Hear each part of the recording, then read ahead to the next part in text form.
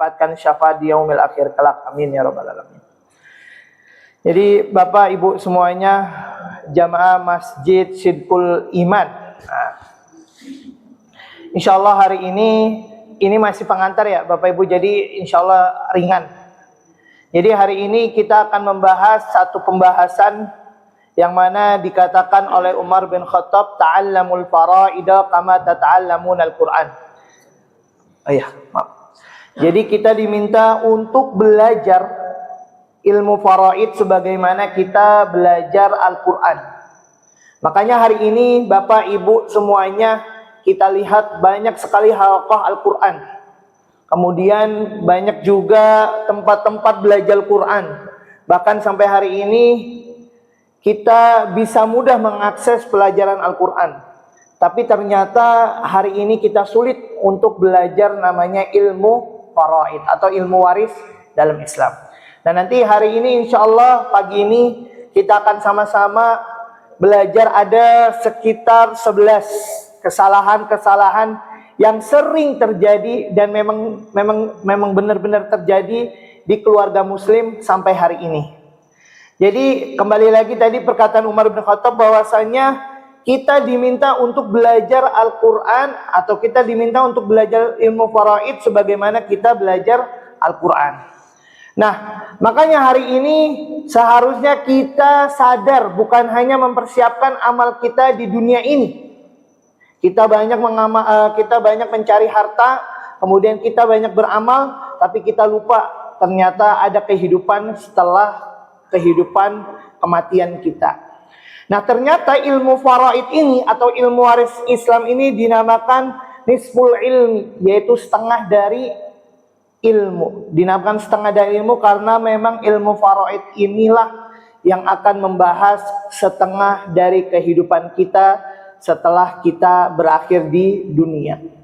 Makanya hari ini Bapak Ibu semuanya tidak heran Pak, orang-orang yang sudah wafat, orang-orang yang sudah meninggal, orang-orang yang sudah nggak ada di hadapan kita, tapi hartanya masih bergentayangan, tapi masalahnya masih banyak di dalam keluarga. Bahkan kita pernah menghadapi masalah Pak, masalah warisan itu dari zaman VOC Pak, baru selesai. Nah, jadi berapa lama itu hitungannya gitu. Jadi baru ada pembagian atau baru ada penetapan. Nah, maka dari itu mudah-mudahan hari ini ibu-ibu, bapak-bapak, mas-mas dan semuanya yang hadir, mudah-mudahan kita sama kembali menyadarkan diri kita seberapa jauh kita menyiapkan bukan hanya dalam amal, tapi ternyata ada di keluarga kita yang harus kita sadarkan. Oke, bentar.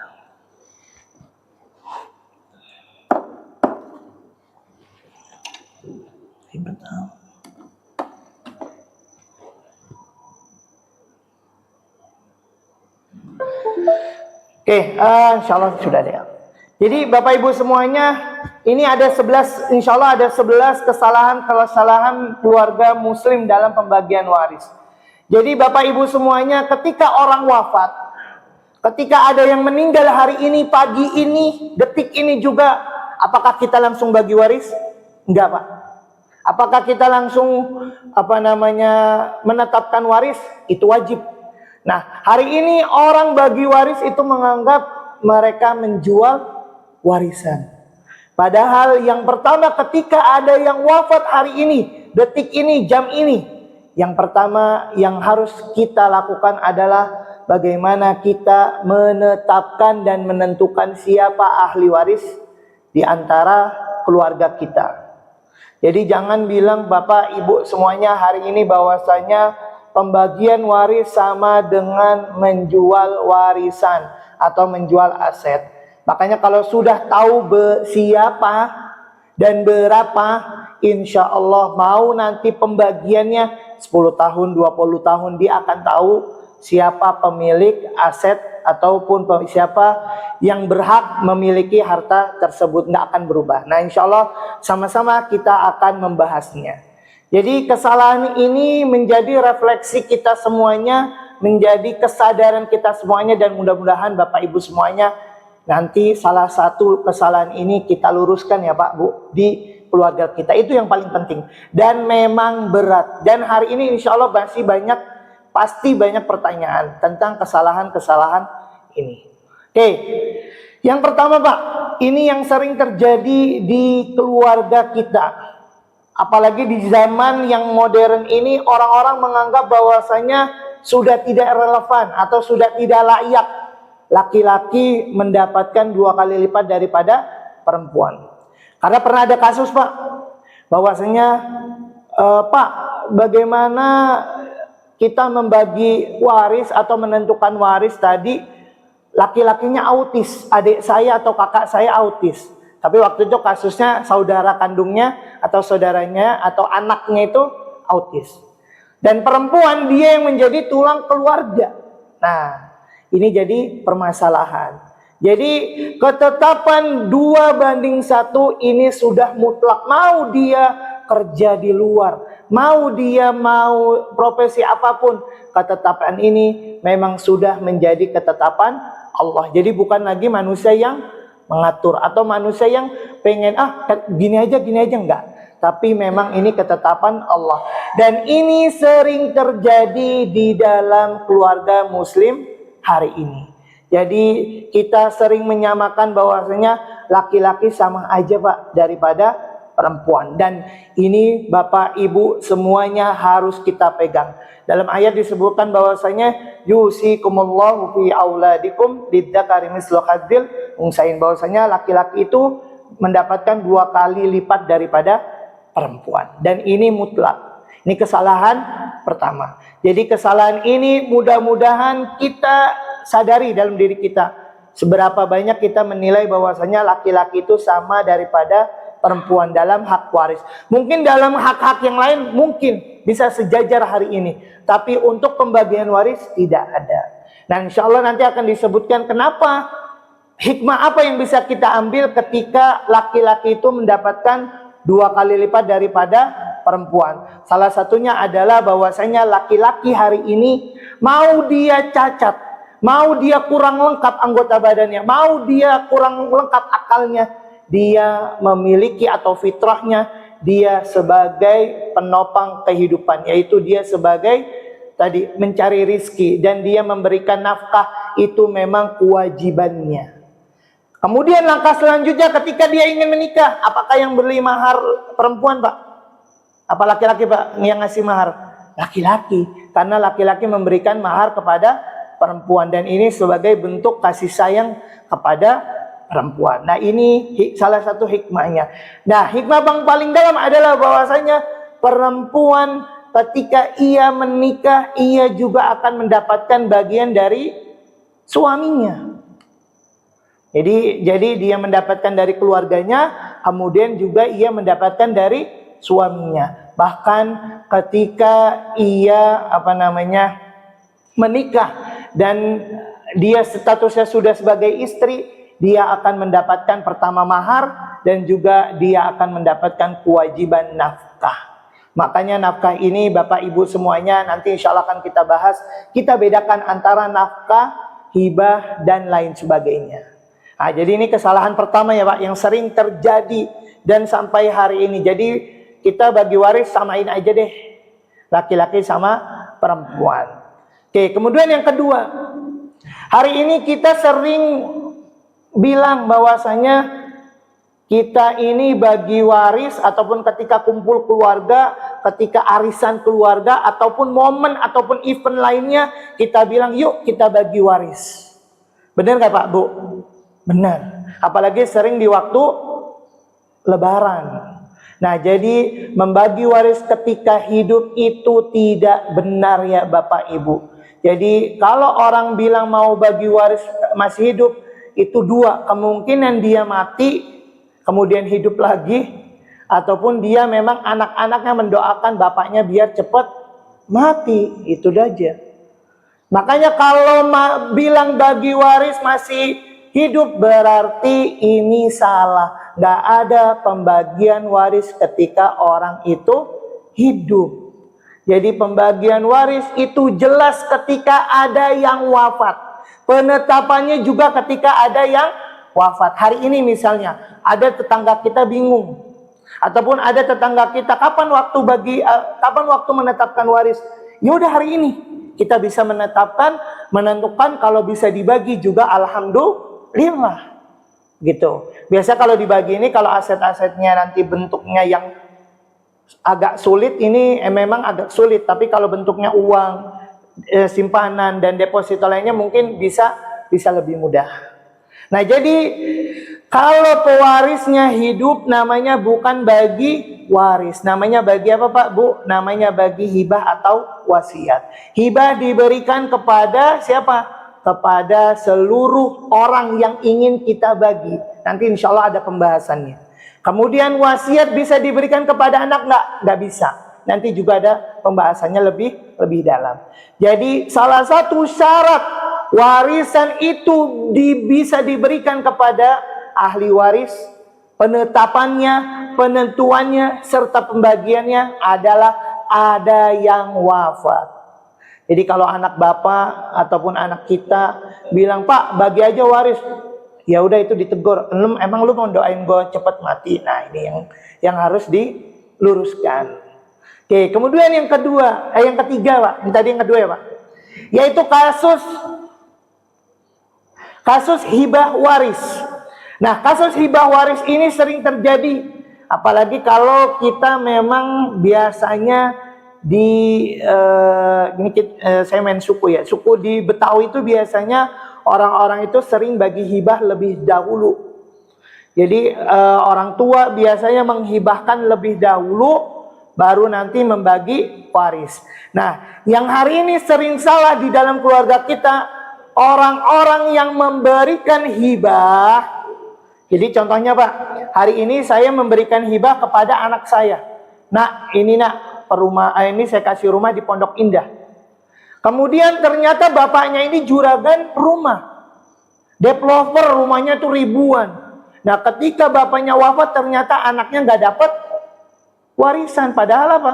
Padahal itu bisa dibagikan dan anak tersebut kemungkinan dapat warisan. Jadi hibah itu Bapak Ibu semuanya nanti akan lebih dalam, itu diberikan langsung. Penyerahannya, penetapannya langsung dari saya berpindah kepemilikannya kepada anak saya. Jadi misalnya Bapak Ibu ingin berikan sesuatu kepada anaknya, boleh nggak Pak? Boleh.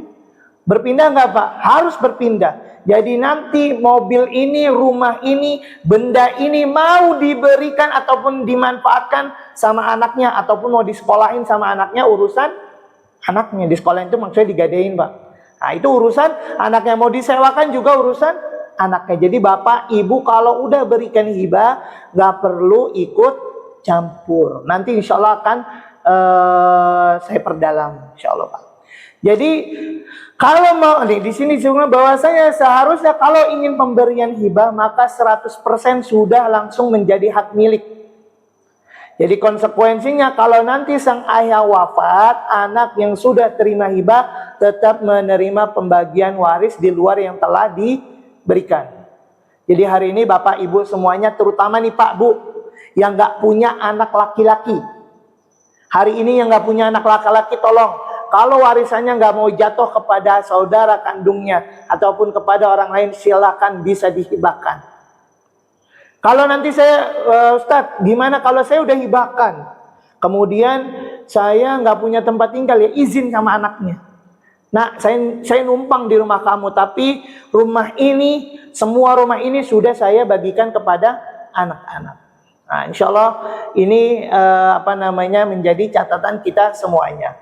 Nah, jadi titik kesalahannya Pak bisa dilihat bahwa adalah dihilangkannya hak waris dari anak yang sudah menerima hibah terlebih dahulu.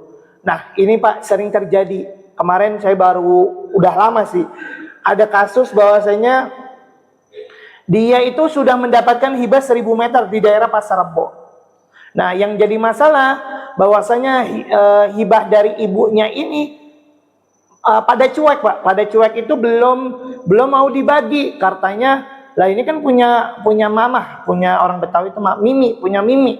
Jadi nggak boleh dibagi dan sebagainya. Tapi apa? Tapi ternyata di situ nih 1000 meter Pak, berapa meter itu sudah dibangun tower, disewain sama tower. Kemudian ada yang udah bangun kos-kosan 40 pintu di situ. Ada yang bangun 30 pintu. Ya udah kita tetapkan itu sebagai pembagian waris. Tinggal ditetapkan haknya hak tadi tanah tersebut. Tapi nanti tinggal izin dan lain sebagainya. Nah, insya Allah nanti kalau ada pertanyaan kita bisa lebih perdalam ya Pak, Bu. Oke, kemudian nah ini yang ingin diperdalam Pak. Jadi kesalahan dalam membedakan antara waris, hibah dan wasiat. Nanti kalau ada yang mau minta materinya bisa saya kasih ya Pak. Jadi waris, hibah dan wasiat hari ini kaum muslimin, keluarga muslim hari ini belum bisa membedakan mana namanya waris, namanya hibah dan namanya wasiat. Ingat Pak, ini kita awal ya. Yang pertama yaitu waktu penetapan. Waris itu ada ketika ada yang wafat. Jadi kalau ada yang wafat dibagi-bagi baru namanya waris. Sedangkan hibah dilakukan sebelum wafat dan juga wasiat juga dilakukan sebelum wafat. Nah, ini harus menjadi catatan. Jadi kalau kita ingin memberikan sesuatu, dilihat akadnya, Pak. Dilihat berpindahan kepemilikannya. Apakah itu waris, hibah atau wasiat. Nah, kemudian yang selanjutnya waktu penyerahan. Waktu penyerahan kita lihat bahwasanya waris dilakukan setelah orang wafat. Jadi ada penetapan, ada ketetapan dia bisa bagi waris dan juga penyerahannya ketika orang itu wafat. Ustaz, gimana pertanyaan kalau dia mati suri? Ya udah berarti nggak jadi batal pembagiannya. Nah, kan ada ya Pak mati suri mungkin. Kemudian hibah. Nah, hibah ini yang jadi masalah Pak. Hibah ini yang sering jadi keliru. Jadi ketika kita ingin menghibahkan sesuatu, itu dilakukan sebelum penyerahannya dan penetapannya sebelum kita wafat. Contoh Pak, hari ini saya punya mobil, saya ingin hibahkan mobil ini ke masjid sebagai operasional. Boleh nggak? Boleh. Ketika saya belum wafat. Dan dibuat suratnya dan lain sebagainya, sudah ini jadi milik masjid. Boleh nggak nanti suatu saat saya misalnya, saya lagi susah misalnya. Qadarullah saya dapat musibah dan sebagainya, diambil lagi. Boleh nggak? Nggak boleh. Karena apa? Karena kepemilikan yang sudah pindah kepada masjid. Begitu juga kita, Bapak, Ibu ketika ingin memberikan hibah sama orang lain ataupun sama anak sendiri, semuanya sudah berpindah, Pak. Ini yang sering salah. Dan salahnya benar-benar salah, Pak. Nah, oke, kemudian selanjutnya namanya wasiat. Wasiat itu kita berikan. Nih, saya berikan kamu rumah, tapi nanti diambil ketika saya wafat. Nah, ini bisa kamu milikin ketika saya sudah nggak ada. Nah, ini bisa kamu ambil ketika saya sudah almarhum. Nah, ini namanya wasiat. Nah, nanti akan dibedakan bahwasanya waris. Nah, kita kembali lagi, Pak. Penerimanya ketika waris itu penerimanya hanya ahli waris. Ingat, waris itu hanya ahli waris. Yang bukan ahli waris merasa paling berhak, berarti dia bukan mendapatkan ataupun dia nggak dapat haknya. Nah, hibah bisa diberikan kepada siapa saja. Kalau kita misalnya ingin berikan kepada anak angkat, Pak, anak ideologis kita, Pak, ataupun misalnya kita punya binaan-binaan, ataupun kita punya orang yang kita percaya, kita ingin berikan hibah, boleh kepada siapapun, boleh diberikan. Jadi hibah itu tidak dibatasi siapa penerimanya. Dan jumlahnya boleh nggak semuanya? Boleh. Kalau Bapak punya 100 miliar ingin berikan semua ke masjid, boleh nggak? Boleh.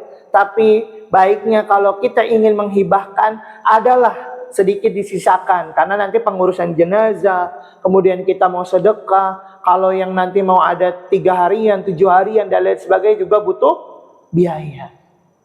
Nah, sedangkan wasiat diberikan kepada selain ahli waris. Nih Pak, jadi nggak boleh Pak berikan rumah.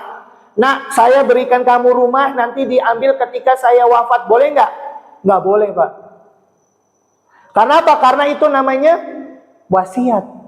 Sedangkan kalau kita mau berikan rumah, berikan apapun kepada anak, berikan langsung. Jadi kalau nanti misalnya ada syarat, nah saya punya rumah di Pondok Indah, nanti kalau bapak udah wafat, tolong diambil buat kamu, boleh nggak? Nggak boleh. Karena memang wasiat itu tidak diberikan kepada ahli waris. Dan ini menjadi catatan ya Pak. Ingat, ini menjadi catatan dan sering salah. Nah, Ustaz, sering ada pertanyaan, Ustaz, gimana mengakali agar harta ini gak jatuh kepada orang lain? Kalau ingin gak jatuh kepada orang lain, ya udah boleh dihibahkan kalau memang dia anak. Kalau misalnya ada mantan kita ataupun mantan istri, kemudian orang-orang yang memang bukan ahli waris, nah ini bisa kita berikan wasiat. Oke, kemudian selanjutnya Pak, nilai hartanya. Kalau waris jelas ketentuannya, ketetapannya, pemberiannya itu jelas sesuai dengan yang ditetapkan oleh Allah. Ada setengah, seperempat, seperdelapan, sepertiga, dan lain sebagainya. Kalau hibah itu bebas. Ingat Pak, hibah diberikan bebas, tidak terbatas. Dan wasiat itu hanya diberikan sepertiga. Nggak boleh kita mewasiatkan seluruh harta kita wasiatkan kepada orang lain, nggak boleh. Karena ini sebagaimana dalam hadis disebutkan as-sulus was-sulusu kasir, bahwasanya sepertiga, karena sepertiga itu udah banyak. Contohnya Pak, contohnya kita punya duit 3 miliar. Amin Pak, aminin Pak. Kalau miliar-miliar nanti pada bangun itu insya Allah Pak. Kalau dengar miliar, kalau jutaan nggak bangun itu, yang ngantuk-ngantuk. Nah, kalau miliar nih kita insya Allah. Nah, jadi kita punya duit 3 miliar. Kemudian kita bilang ke anak, nah nanti 2 miliarnya saya wasiatkan untuk sedekah di masjid. Untuk jadikan operasional di masjid. Untuk bangun masjid. Boleh nggak Pak? Boleh, tapi nilainya bukan 2 miliar. Sepertiga dari 3 miliar berapa Pak? 1 miliar. Jadi 1 miliar yang hanya bisa diberikan kepada masjid. Nah, begitu juga sama. Jadi nanti teknisnya dilihat dulu asetnya berapa, dijumlah, kemudian sepertiga itu yang harus diberikan. Nah, ini sesuai dengan kaidah syariat. Kaidah Al-Qur'an juga seperti ini. Jadi Bapak Ibu semuanya kalau mau mewasiatkan boleh kepada orang lain, tapi perlu dicatat. Oke, kemudian hukum bagi pemberi dan hukum mempraktekannya. Jadi hukum bagi pemberi waris itu wajib. Jadi wajib walaupun kita hukum belajar itu bukan termasuk yang fardu ain, tapi penetapan ataupun kita ingin membagi waris itu fardu ain, wajib. Contoh Pak, ini contoh kemarin, udah lama sih Pak kasusnya. Mungkin hari ini kita sering ke masjid Pak.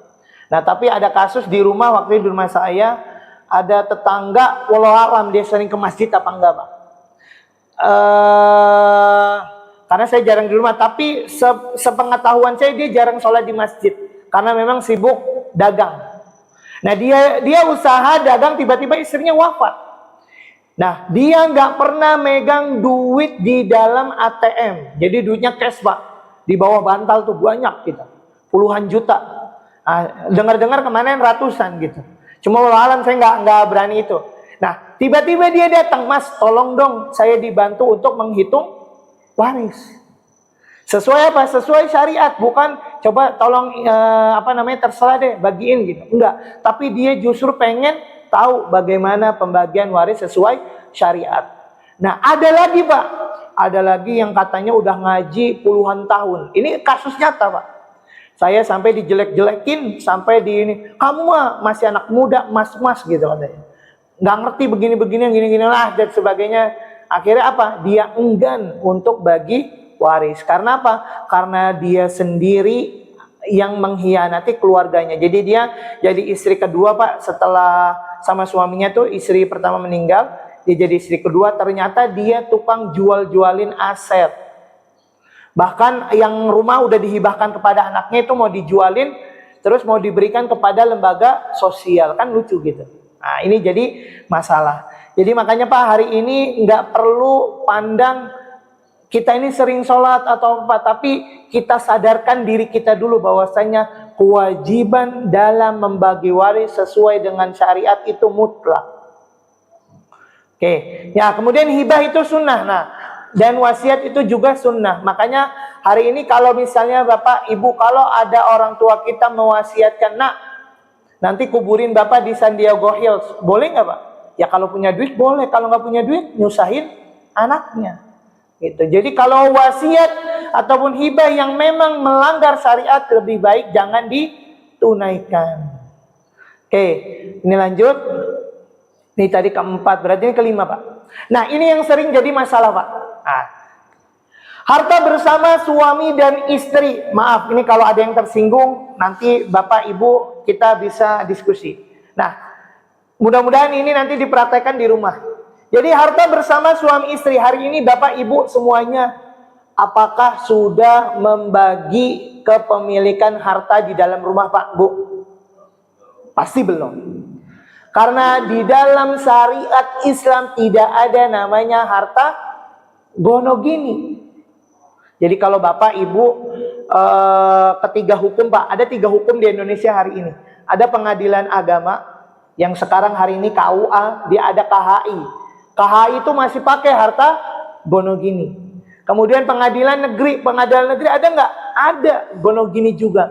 Dan adat hari ini hukum adat pakai nggak gonogini? Ada. Tapi syariat Islam tidak memakai harta gonogini. Oke, kenapa begitu? Jadi yang dihitung adalah kontribusi. Kontribusi di dalam mendapatkan hak waris di dalam apa? Keluarganya. Contoh, saya contohkan. Hari ini misalnya saya bekerja sebagai guru, sebagai pengajar, sebagai dosen dan sebagainya. Atau kita sebagai karyawan swasta. Kemudian istri kita ternyata dari dulu memang dia berdagang. Karena udah aktif di medsos, dia akhirnya jadi affiliate ataupun jadi influencer. Nah ternyata gajinya itu 3 kali lipat dari gaji kita. Nah ketika wafat apakah langsung 50-50 Pak? Enggak, tapi dilihat kontribusi di dalam keluarga tersebut. Jadi misalnya kalau tadi suaminya hanya karyawan swasta, mungkin ini ya Pak, analoginya mungkin di dalam keluarga tersebut dia hanya memiliki 30%. Sisanya berapa? 70% punya siapa Pak? Punya istri.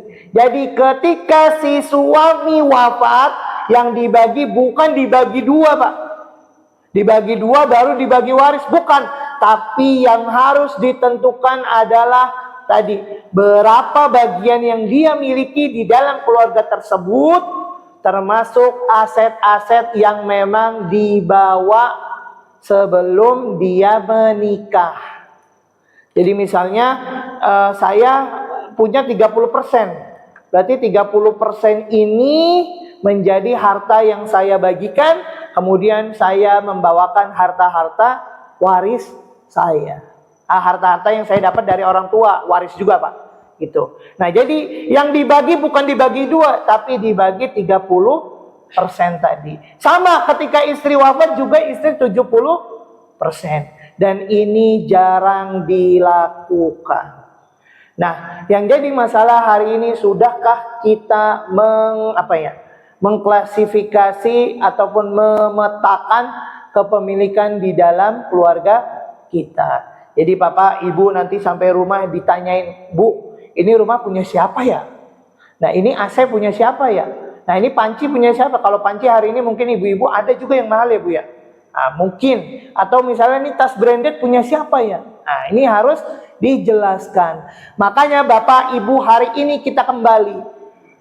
Bapak-bapak yang hari ini mencari nafkah, mencari duit untuk keluarganya, ketika dia memberikan nafkah kepada istrinya, itu menjadi pemberian kewajiban kepada istrinya. Dan itu wajib. Makanya kemudian bapaknya memang suka main tender, proyek. Kemudian bapaknya ngasih rumah kepada istrinya. Pemberiannya apa, Pak? Hadiah. Berarti itu milik siapa, Pak? Milik istri, karena memang diberikan kepada dari suami kepada si istri. Beda lagi misalnya, mah, saya pengen punya rumah, saya pengen beli rumah lagi, saya pengen beli mobil lagi, saya pengen beli aset lagi, tapi atas nama mama. Apakah punya mama? Enggak, Pak. Punya siapa? Tetap duitnya punya suami. Dan ini jarang dilakukan. Makanya Pak, yang harus diluruskan adalah pernikahan itu tidak menjadikan ataupun tidak menjadikan di situ percampuran harta. Jadi kita menikah suami istri itu hanya perpindahan tanggung jawab, bukan perpindahan harta. Makanya yang hari ini laki-laki yang mau kondo, modal qanaah doang, Pak. Jadi modal ketaatan doang dia nikah, kemudian dia nikah sama orang kaya. Apakah dia jadi orang kaya, Pak? Enggak. Jangan berharap dia jadi orang kaya. Terus dia bisa nggak dapetin harta tersebut? Bisa, tapi bukan dengan cara menikah. Nanti si istri memberikan nipah buat kamu, buat modal. Nipah nih buat kamu, buat usaha. Nipah buat kamu nih semuanya. Makanya ketika Rasulullah nikah sama Khadijah, apakah Rasulullah jadi orang kaya, Pak? Enggak. Tapi di sana Khadijah memberikan seluruh hartanya kepada Rasulullah, dan ini perlu diluruskan. Makanya dalam ayat disebutkan lirrijali nasibum mimmaktasabu walinisai nasibum mimmaktasab. Bahwasanya laki-laki itu dari apa yang dia dapatkan, dan perempuan juga sama. Dan ini harus diluruskan. Makanya kalau hari ini, Pak, kita menikah, contoh nih, contoh realistisnya, kita menikah masih dua-duanya nggak punya harta. Tapi ternyata yang kerja kita aja, Pak. Suami aja kerja, kemudian istri jadi menteri keuangan. Karena memang alhamdulillah misalnya gaji suaminya lebih. Nah, gara-gara gaji suaminya lebih, akhirnya istrinya pinter, beliin aset dan sebagainya. Nah, ini harus dibicarakan. Tadi, kalau memang suaminya aja yang berikan kepada istri atau yang bekerja, maka itu menjadi kewajiban suami memberikan nafkah kepada istri. Misalnya nafkahnya 10 juta, nafkahnya UMR misalnya. Tapi ternyata kebutuhannya di bawah itu. Nah, akhirnya si istri nyimpen dan sebagainya. Berarti itu bukan punya suami ya, Pak. Tapi itu punya istri karena kewajiban nafkah. Makanya yang dibedakan itu perpindahan kepemilikannya. Dari saya kepada istri saya, dari bapak kepada istri bapak, dari ibu kepada suami ibu. Sama, itu berlaku ke setiap orang. Pinjam nama bukan berarti milik dia. Pinjam sesuatu yang memang ya udah dicatat nama kamu, bukan punya langsung punya dia. Dan itu harus dijelaskan. Dan ini sering menjadi kesalahan dan berantem di kemudian hari, karena memang belum menentukan mana punya suami, mana punya istri. Wah, yang jadi pertanyaan deh, Ustaz, saya kasihan sama istri saya, dia jadi menteri keuangan dan sebagainya, ngatur dan sebagainya. Boleh nggak saya 50-50? Boleh, tinggal dibicarakan sama istri. Gunanya untuk apa, Pak? Gunanya bukan untuk si istri makin kaya, enggak, atau si suami makin kaya, enggak. Tapi gunanya untuk anak-anak ataupun ahli waris yang ditinggalkan mengerti mana saja aset dan berapa bagiannya. Jadi jangan tiba-tiba ada yang wafat misalnya suami. Ternyata suaminya nggak kerja, hobinya mancing. Hobinya nongkrong doang. Yang kerja istrinya. Ketika suami wafat, dibagi, yang ribut siapa? Yang ribut keluarga suami. Nah, ini salah, Pak. Jadi yang harus pertama dijelaskan, didetailkan siapa yang paling berkontribusi di dalam harta tersebut. Oke, nanti pertanyaannya ditampung ya Pak, insya Allah setelah ini. Jadi kalau mau diperdalam, insya Allah dengan pertanyaan-pertanyaan, insya Allah kita akan diskusi. Jadi kalau mau ngikutin syariat Islam, hukum faraid, hukum waris Islam, bukan tadi ketiga hukum kita ataupun tidak ada namanya harta gono gini. Oke. Nah, ini sering terjadi Pak. Harta almarhum ataupun harta si mayit dikuasai oleh istri. Dan ini biasanya salah satu kebiasaan buruk yang dilakukan keluarga muslim hari ini. Jadinya bahwasanya ketika suami wafat, karena memang yang cari duit suami, otomatis harta tersebut milik istri. Dan ini nggak boleh. Karena apa Pak? Karena sejatinya perempuan ketika suaminya wafat, dia ada dua kemungkinan. Kemungkinan pertama yaitu dia mendapatkan 1/4 ataupun 1/8. 1/4 ketika nggak punya anak. Si istri misalnya menikah nggak punya anak, istri dapat 1/4 bagian dari suaminya. Dan kalau ada anak dapat berapa? 1/8 dari suaminya. Sisanya baik 3/4 ataupun 7/8 diberikan kepada siapa? Diberikan kepada ahli waris lainnya. Kalau dia nggak ada anak, berarti bisa ke saudara kandung dan lain sebagainya. Nanti bisa kita detailkan. Tapi kalau dia ada anak, berarti bisa semuanya diberikan kepada anak. Dan ini harus dijelaskan. Makanya kalau hari ini yang sering terjadi ya Pak. Ini kasusnya wafat ya. Kalau kasus yang lain beda. Jadi yang sering terjadi dia wafat, kemudian istrinya malah nikah lagi. Nikahnya sama berondong. Berondongnya mata duit dan habis deh hartanya. Padahal di situ hartanya siapa? Hartanya ada haknya si anak. Jadi makanya kalau hari ini ibu-ibu ataupun para istri yang ditinggal wafat itu harus jelaskan kepada anaknya. Bahkan kalau perlu dicatat. Jadi si istri ini memang si anak ini masih anak kecil. Jadi kita harus amanah nih sebagai istri. Jadi pengeluaran sampai apapun untuk anak itu harus dijelaskan. Jadi si istri hanya memiliki 1/8 atau 1/4. Oke. Beda lagi Pak, kalau yang sering terjadi hari ini kasusnya ya Pak.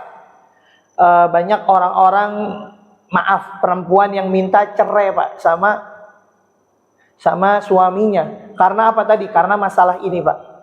Jadi mereka lebih baik meminta harta gono gini. Jadi kalau pernah lihat kasusnya Resti Bilar ya Pak ya. Itu kan mau cerai kan ya. Nah kalau dibawa ke pengadilan ada namanya harta gono gini tadi. Jadi ketika cerai dibagi 2 dulu. Makanya hari ini kasus di pengadilan Pak. Itu banyak orang minta cerai. Terutama perempuan. Karena apa? Karena dia lebih baik mendapatkan 50% tadi. Gugat harta gono gini daripada nungguin suaminya yang wafat 1/4 ataupun 1/8. Tapi ini memang berlaku kalau suaminya tahu diri, suaminya baik. Nah ini yang harus didalemin sama kita Pak sebagai suami atau sebagai laki-laki. Oke.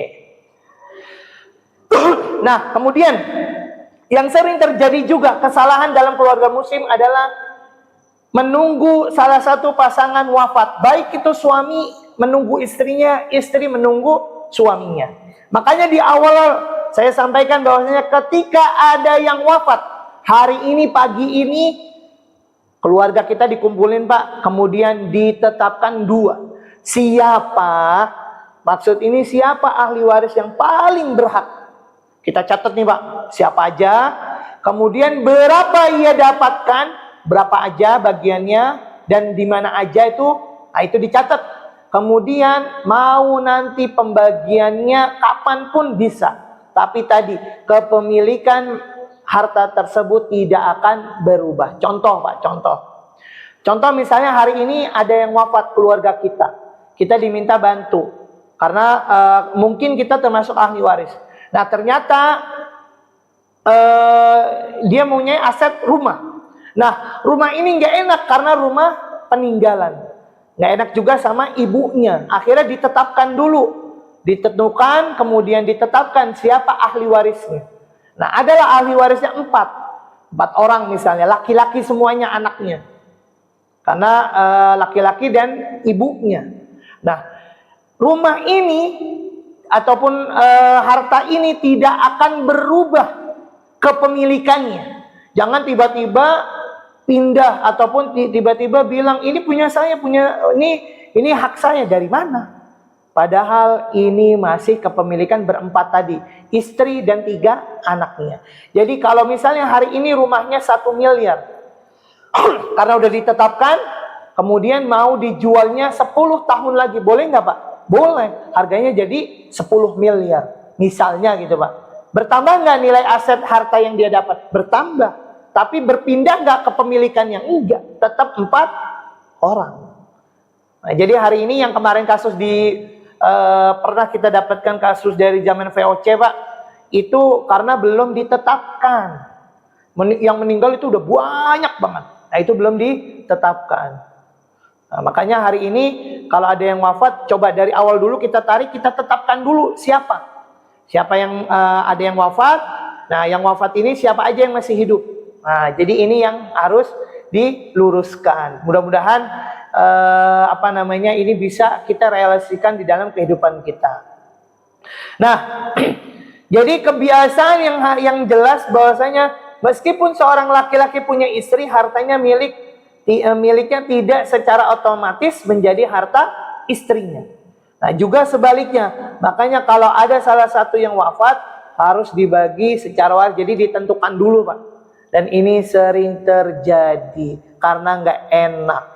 Karena tanah orang tua gue masih basah. Ngapain lu ngomongin waris? Padahal nggak usah dibagi. Dibagi bukan sama dengan menjual. Tapi kita tetapkan, kita tentukan dulu siapa aja, baru nanti pas kondisi baik baru kita bagikan. Oke, ini sama. Nah, ini Pak, bukan ahli waris tetapi merasa paling berhak. Nah, ini biasanya, nanti saya ada contohnya. Orang-orang yang di dalam keluarga kita sebagai provokator. Jadi pengen warisan itu cepat dia dapat dan sebagainya. Padahal yang dapat istrinya. Jadi kasus di istrinya atau kasus di suaminya, tapi dia ingin ikut campur. Makanya kalau bapak-bapak ataupun ibu-ibu hari ini kalau ingin konsultasi di depan wali kota itu Pak, ada Al-Azhar ya Pak ya. Nah, itu setiap Selasa siang dan Kamis siang ada. Insya Allah saya bisa standby di sana. Nah, kalau di sana Pak, kalau bukan ahli waris, itu nggak boleh ngomong. Jadi ahli warisnya yang bukan cuma diemin, melongo aja ngeliatin. Oh, banyak juga ya hartanya ya. Jadi yang ngomong, yang berhak ngomong harusnya siapa? Yang memang termasuk ahli waris. Nah, ini saya detailkan sedikit ya Pak. Nah, ini bukan ahli waris tapi gaya ahli waris. Nah, ini ada anak tiri, ibu tiri, ayah tiri, nah saudara tiri lainnya. Pokoknya yang namanya tiri, nah ini dilihat Pak nanti detailnya. Kemudian ada anak angkat, ibu angkat, ayah angkat, dan saudara angkat. Nah, ini juga sering terjadi. Ini kasusnya kasus di lapangan ya Pak. Jadi saya sebutkan memang terjadi gitu. Nah, kemudian mantan Pak, ada mantan suami dan mantan istri. Kalau mantan kekasih boleh nggak Pak? Nggak boleh Pak. Jadi kalau mantan kekasih mau Bapak kasihi lagi, kasih aja hibah atau wasiat. Tapi jangan sampai ketahuan ibu Pak, nanti gawat. Nah, kemudian lagi Pak, ada anak dari saudara kandung perempuan. Contoh nih Pak. Contoh misalnya gini, kita wafat, kita punya anak kita perempuan. So, anak dari anak kita yang perempuan itu nasabnya terputus, nggak akan mendapatkan waris. Jadi hanya yang dapat waris siapa Pak? Yang dapat waris anak kita yang perempuan. Sisanya cucu kita dari anak perempuan dapat nggak? Nggak dapat. Nah, dia bukan ahli waris. Cucu mau laki-laki ataupun perempuan dari anak perempuan dia terputus. Oke. Kemudian anak dari saudara bapak perempuan. Nah, ini nanti coba kalau memang ada yang nanya bisa saya detailkan. Kemudian cucu dari jalur perempuan. Oke. Nah ini Pak yang sering terjadi Pak. Ini kesalahan selanjutnya. Ini insya Allah dikit lagi Pak. Membagi waris sesuai dengan kesepakatan. Udah deh, kita bagi rata aja biar aman, nggak gebak-gebuk, ataupun nggak jadi musuhan seumur hidup. Dan ini yang saya pertama larang, bahwasanya tidak ada pembagian waris secara rata ataupun kesepakatan. Ingat Pak, nggak ada ya Pak, nggak ada dulu nih, nggak ada. Makanya dianalogikan bahwasanya nih Pak, ini saya menganalogikan bahwasanya sama aja kayak laki-laki dia berzina ataupun dia datang nih Pak ke tempat klub malam, ataupun dia datang sama perempuan, dia berzina, kemudian dia bilang, Neng, ini Neng buat kamu, makasih ya, gitu. Terus Nengnya bilang, oh makasih Bang, nanti datang lagi ya Bang. Sama-sama ridho nggak Pak? Sama-sama ridho. Sama-sama enak nggak Pak? Sama-sama enak. Tapi dosa nggak Pak? Dosa. Nah begitulah pembagian waris secara rata atau kesepakatan. Jadi walaupun sama-sama ridho, walaupun sama-sama rela, dia tetap dosa. Nah, ada nggak solusinya? Ada. Nih solusi di lapangannya ada Pak. Jadi boleh nggak kita bagi waris sesuai dengan kesepakatan ataupun sesuai dengan sama rata? Kalau kita mau bagi waris sesuai ataupun sama rata, itu yang pertama, yang paling pertama kita harus menentukan dulu ataupun menetapkan sesuai dengan syariat Islam. Jadi siapa ahli warisnya, berapa bagiannya, itu semuanya harus ditetapkan sesuai syariat Islam. Nah contohnya teknisnya gini Pak. Kalau kita anak laki-laki misalnya mendapatkan 1 miliar, anak perempuan mendapatkan 500 juta. Nah kira-kira Pak, kalau dibagi rata mau nggak Pak? Jadi misalnya karena kita pengen bagi rata, jadi kita bagi rata nih, jadi biar sama, adik kita ataupun kakak kita dikasih 250 juta lagi. Mau nggak Pak? Nggak mau Pak. Biasa kalau udah di lapangan, kalau udah nilai duit nggak mau. Makanya yang pertama ketika ingin bagi rata, bagi kesepakatan, dikembalikan dulu sesuai dengan syariat. Berapa bagiannya, siapa aja, berapa nilainya, itu nilainya dulu. Karena kalau sudah tahu nilai, dia mau bagi rata nggak mau di lapangan Pak. Walaupun nilainya cuma ratusan juta. Yang nggak mau itu bukan kakak adiknya, tapi siapa Pak? Istrinya, kadang anaknya, kadang keluarganya, kadang mertuanya Pak. Nah ini dia. Wah lo mau aja dibagi rata gitu. Nah ini sering nggak Pak? Sering gitu. Nah tadi yang pertama ya Pak, jadi dikembalikan dulu pembagiannya sesuai syariat, baru di situ nanti kompromi. Dan yang kedua, mau nggak sih ahli waris yang lain menghibahkan atau memberikan sedekah kepada ahli waris yang memang dapatnya itu bagiannya lebih rendah. Dan biasanya ini nggak mau. Kalau mau, alhamdulillah, berarti ridho. Berarti di situ boleh nggak? Boleh. Nah ya Pak, jadi insya Allah kalau Bapak Ibu semuanya mau bagi rata, mau bagi kesepakatan, dua dulu Pak. Bagi sesuai syariat, baru nanti dikompromikan. Jangan tiba-tiba udah kompromi, itu salah.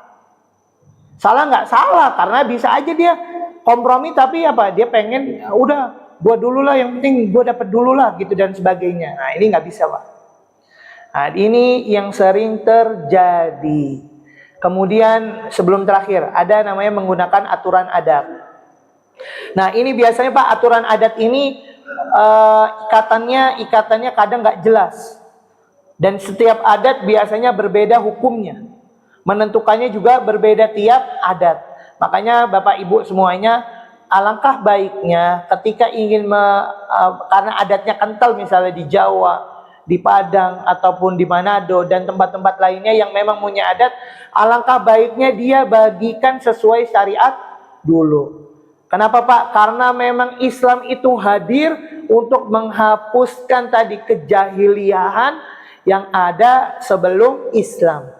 Karena sebelum Islam Pak, paling buruk itu istri kita, ketika kita wafat, istri kita itu bisa diwariskan. Mau nggak Pak istri kita diwariskan? Jangan, kasihan gitu. Nanti nggak bisa ketemu Pak di sana. Nah, Maka dari itu Pak, datangnya Islam menghapus kejahilian itu semuanya. Perempuan dapat bagian, anak walaupun dalam kandungan masih memungkinkan dia dapat bagian. Jadi kalau anaknya Pak dihitung janin misalnya, ulama menyebutkan ada yang 40 hari, 120 hari. Nah, itu ketika sudah ada ruhnya dan sudah ketahuan kelaminnya, berarti dia akan mendapatkan waris, kemungkinan sampai nanti dia berojol gitu. Oke, jadi ketika syariat Islam turun, semua anak baik besar, nah ini dia Pak. Jadi dulu bagi waris itu sesuai dengan siapa yang paling kuat, sesuai dengan ngetekin lah, udah kesepakatan dan sebagainya gitu. Nah, ini yang nggak boleh Pak. Nah ini sering disalahkan atau masih sering diadopsi sama orang-orang yang memang tinggalnya dengan konsep adat yang kuat. Nah ini sebelum terakhir, namanya ahli waris pengganti Pak. Nah ini sering disalahgunakan. Karena ingat Pak, yang pertama kali tidak ada namanya ahli waris pengganti. Contoh Pak, contoh. Contoh misalnya gini, kita punya orang tua Pak, kita punya orang tua kita kaya raya, alhamdulillah, mudah-mudahan kaya raya beneran. Karena kita ingin bapak kita cepat wafat, akhirnya kita ngakalin. Wah ini bapak kita nggak wafat nih, ternyata bapaknya punya wapak, punya ilmu Pak. Gua meninggal. Ternyata yang wafat siapa? Ternyata yang wafat kita duluan. Nah, ternyata kita wafat duluan. Kira-kira kalau kita pakai ahli waris pengganti, karena di KHI kompilasi hukum Islam, kemudian di Perdata ada namanya ahli waris pengganti. Jadi anak kita itu bisa naik menggantikan kita. Nah, dalam Islam nggak ada. Ketika orang itu wafat, ketika ada yang wafat, yang mendapatkan itu orang-orang yang masih hidup. Jadi kalau anak kita dapat, nggak dapat karena kita masih punya saudara-saudara lainnya, dan saudara-saudara lainnya itu adalah anak kandung si bapak. Maka dari itu Bapak Ibu semuanya, jadi nggak ada ahli waris pengganti. Nah kalau misalkan yang sering jadi pertanyaan, Ustadz, kita ini belum bagi waris, tapi saya udah wafat duluan, bapak saya udah wafat duluan. Gimana? Namanya bukan ahli waris pengganti, tapi kita mengambil bagian yang memang hak waris dari orang tua kita. Nah ini harus dibedakan. Maka dari itu mudah-mudahan ini bisa difahami Pak, ahli waris pengganti ini, karena memang sering terjadi. Jadi tiba-tiba kita itu karena sayangnya sama cucu biasanya. Kita punya anak, ternyata anak kita udah wafat. Nah cucunya nggak ada yang ngopeni, gitu, nggak ada yang ngasih makan. Akhirnya apa? Akhirnya bilang dijadikan cucu tersebut sebagai ahli waris. Nah ini salah nggak? Salah, karena seharusnya cucu tersebut dibagi hibah ataupun wasiat. Oke. Nah ini nggak usah Pak. Insya Allah cukup ya Pak. Kesalahan-kesalahan ada 11 tadi, hitung ada 11 kesalahan yang memang menjadi kesalahan yang sering terjadi di dalam keluarga kita. Jadi materi ini Pak, tadi saya buat sekitar 12:30, sampai hari ini belum tidur tadi Pak. Jadi bangun tadi 12:30 ngerjain, nah alhamdulillah jadi materinya Pak. Nah jadi mudah-mudahan ini menjadi refleksi, ini menjadi renungan, dan ini menjadi minimal modal dasar Pak, merubah kebiasaan, merubah yang sudah terjadi di dalam keluarga kita. Silakan Bapak Ibu kalau ada pertanyaan diperbolehkan. Yang susah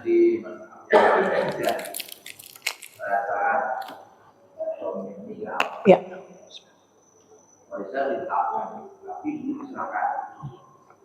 Dan dia menunggu ibu juga meninggal.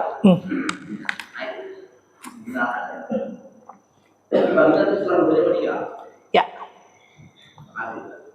Oke, tadi makanya kalau gini, kalau ada yang wafat, ingat Pak, Bu, kalau ada yang wafat tinggal boleh kita nentukan dulu. Netapkan. Boleh nggak? Boleh. Baginya nanti kalau sudah kondusif. Karena memang edukasi kepada ibu atau kepada apa namanya, ya namanya dia merasa terluka, kehilangan dan sebagainya, edukasinya lama Pak. Dan memang butuh waktu. Yang penting tadi, semuanya sudah tahu siapa dan berapa. Jadi mau dibagi kapanpun boleh nggak? Boleh, asal tahu tadi siapa dan berapa. Contohnya misalnya Bapak tadi punya warisan rumah ini Pak. Contoh nih ya Pak, langsung teknisnya. Ternyata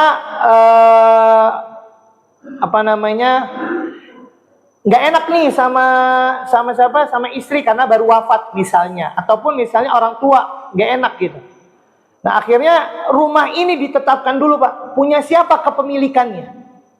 Ingat miliknya punya siapa. Makanya pembagian waris itu bukan memberikan. Ingat Pak, bagi waris itu bukan memberikan, tapi meninggalkan. Jadi kalau masih hidup ada kewajiban namanya zakat. Zakat itu nanti termasuk di dalamnya ada infak, sedekah, tergantung ketentuannya. Tapi kalau sudah wafat, harta yang kita miliki itu ditinggalkan Pak. Nah, ninggalin ini Pak yang sebenarnya sulit. Orang meninggal, ninggalin harta itu sulit. Kalau keluarganya nggak tahu. Makanya tadi, boleh nggak? Boleh. Tapi tadi, jangan karena boleh, akhirnya berlama-lama dan nggak dibagi sampai bisa-bisa 10 tahun, 20 tahun. Kalau bisa, kalau memang sudah ada waktu yang tepat, tadi keluarga yang misalnya bisa mengedukasi, mendekati, ya langsung dibagi. Yang penting tadi Pak, dibagi bukan sama dengan menjual. Bisa kita nentuin dulu dan netapkan. Wallahu a'lam. Silakan Pak kalau ada lagi Pak. Terima kasih Pak. Ya boleh. Ya. Ya. Iya.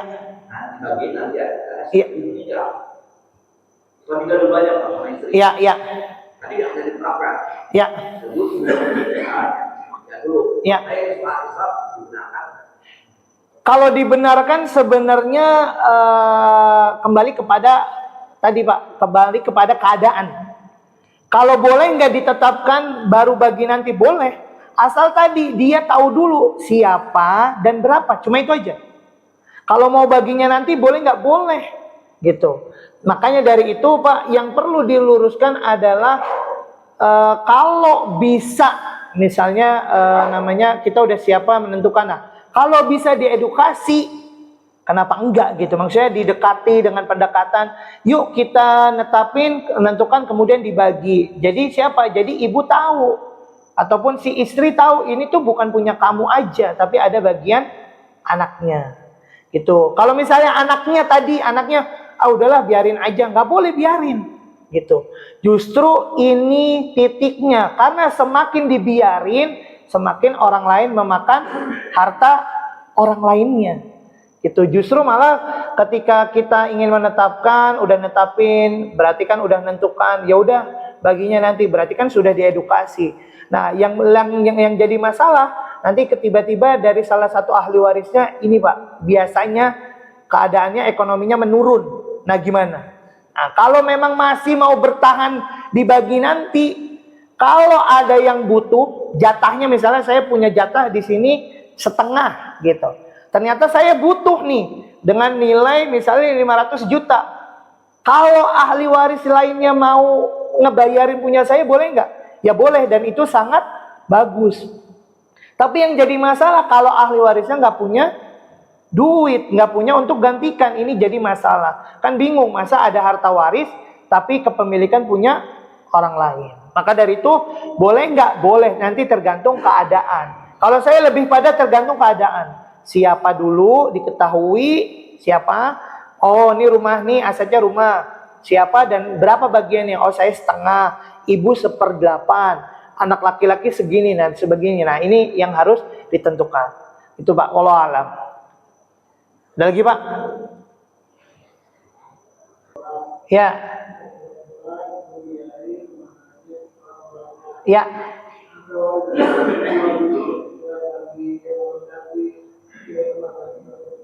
Ya. Jadi Pak, sebelum ada pembagian waris, ada 3 ketentuan baru nyampe nanti pembagian waris. Termasuk salah satunya adalah hutang.